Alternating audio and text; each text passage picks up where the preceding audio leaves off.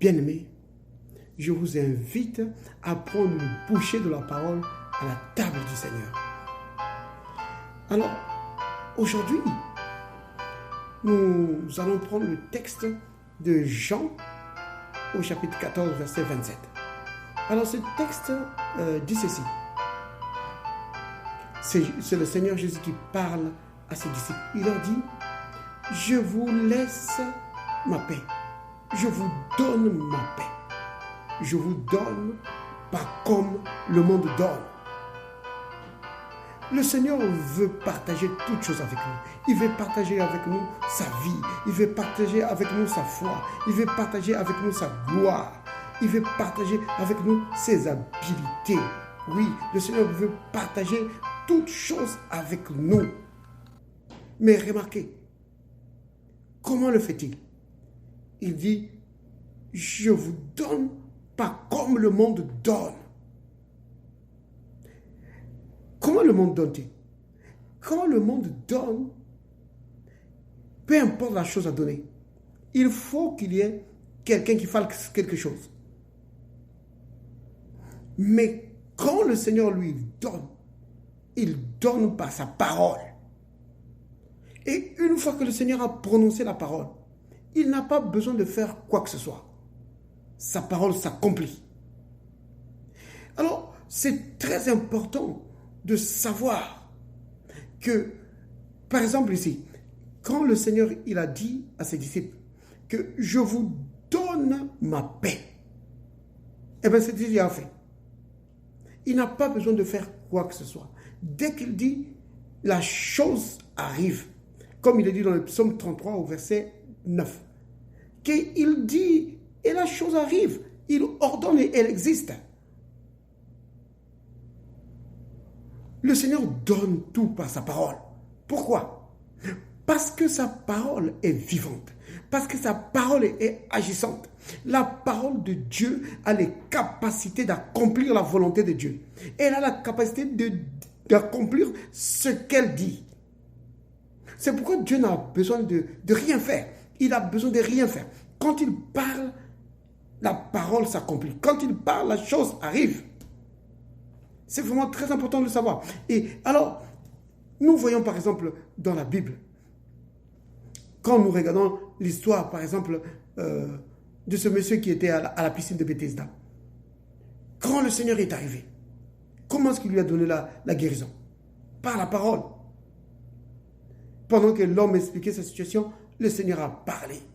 Il lui a dit, lève-toi, prends ton lit et marche. La Bible dit, aussitôt l'homme fut guéri. Le Seigneur, il donne par sa parole. Il donne par sa parole. Le centenier romain avait bien compris cela. C'est pourquoi quand il est venu vers Jésus, il a dit non. Alors que le Seigneur voulait même aller chez lui. Il dit non, je ne suis pas digne que tu rentres chez moi. Dis seulement un mot, dis seulement une parole. Donc, vous vous rendez compte? Il s'attendait à la guérison simplement sur la base de la parole que Jésus allait prononcer. Il dit, tu prononces une parole et c'est accompli. Et qu'est-ce que Jésus a dit?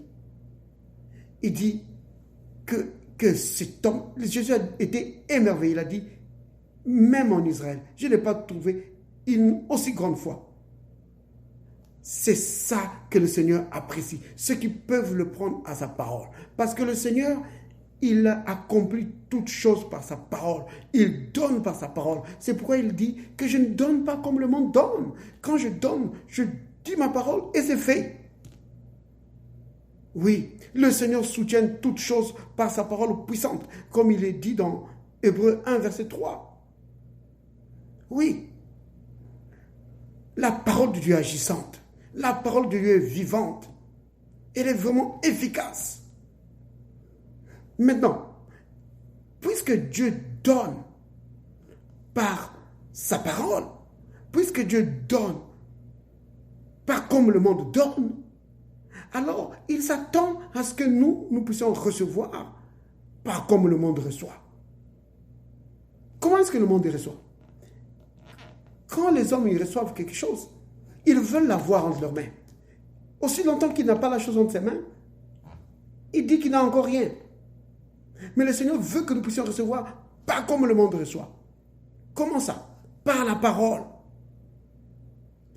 Par exemple, quand dans Jean 14, verset 27, qu'on venait de citer tout à l'heure, quand le Seigneur a dit « Je vous donne ma paix », alors nous devons recevoir cela. Mais pas comme le monde reçoit. Comment ça? En proclamant la parole, en disant « Merci Seigneur, j'ai ta paix. J'ai la paix de Jésus dans mon cœur. J'ai la paix de Jésus. » Vous comprenez? C'est cela, recevoir pas comme le monde reçoit. Nous recevons par la foi, en proclamant la parole. Quand il dit dans sa parole que nous, dans Éphésiens 1, au verset 3, il est dit que béni soit Dieu, le Père de notre Seigneur Jésus-Christ, qui nous a bénis de toutes sortes de bénédictions spirituelles dans le lieu céleste en Christ. Mais non, ne dites pas, oh mais moi je ne vois pas de bénédiction dans ma vie, puisque j'ai tout le temps des problèmes, je n'ai même pas d'argent, mon compte est vide en banque, je n'ai même pas de travail. Non, le Seigneur nous a donné par sa parole il a dit que nous sommes bénis de toutes sortes de bénédictions. Maintenant, alors, il faut recevoir cela. Dire, je suis béni. C'est comme ça qu'il faut recevoir, pas comme le monde reçoit. Tu dis, je suis béni. Je suis béni de toutes sortes de bénédictions. Peu importe mon compte en banque, peu importe que j'ai le travail ou pas, ça n'a pas d'importance. Je suis béni de toutes sortes de bénédictions. Je ne manque de rien. C'est comme ça que nous recevons. Dans sa parole, il est dit, dans 1 Pierre, au chapitre 2, verset 24, il est dit, lui par le maître duquel vous avez été guéris. Donc, la guérison nous a été donnée. Ne dis pas, mais si j'ai été guéri, pourquoi est-ce que je suis malade? Non, reçois pas comme le monde reçoit. Reçois pas en prononçant la parole, dis, merci Seigneur. Même si mon corps fait mal, je sais que par tes maîtres que j'ai été guéri. Je suis guéri, la guérison est à moi. Vous voyez, c'est vraiment très important de recevoir, pas comme le monde reçoit. C'est comme ça que nous recevons les bénédictions de Dieu. C'est comme ça que nous nous approprions de ce que Dieu nous a donné. Mais si nous voulons recevoir comme le monde reçoit, alors il y aura toujours une contradiction entre ce que les Écritures disent et la situation que nous vivons. Mais si nous voulons voir ce que la parole de Dieu dit, devenir réalité dans notre vie, alors recevons ce que la parole de Dieu dit, mais recevons pas comme le monde reçoit. Proclamons la parole de Dieu, disons merci Seigneur, je suis béni de toutes sortes de bénédictions. Comme par exemple dans 1 Corinthiens chapitre 3, au verset 21, il est dit ceci, que tout est à vous. Ah oui, l'apôtre Paul dit aux Corinthiens, tout est à vous. Alors moi je dis, merci Seigneur, tout est à moi. Oui, je possède toutes choses, je ne manque de rien. Alléluia. C'est vraiment très important. Dans 1 Corinthiens 6, verset 17, il dit ceci, que celui qui s'attache au Seigneur devient avec lui un seul esprit. Donc, notre esprit est uni avec l'esprit du Seigneur. Quelqu'un pourra dire, mais je ne vois pas comment est-ce que je suis uni avec le Seigneur. Je ne ressens rien. Non, reçois cela. Seigneur, merci. Parce que mon esprit est uni avec ton esprit. Oui, mon esprit est uni avec l'esprit du Seigneur. J'ai les capacités de Dieu. J'ai les capacités de Jésus-Christ en moi. Oui, c'est cela. Quand il dit dans Jean 14, verset 12, il dit, celui qui croit en moi fera aussi les œuvres que je fais. Nous recevons ça, nous dit, Seigneur, je fais les mêmes œuvres que toi. Alléluia. J'ai les capacités de faire les œuvres de Christ. C'est cela. Recevons, mais pas comme le monde reçoit. Parce que lui, il donne, pas comme le monde donne. Alléluia.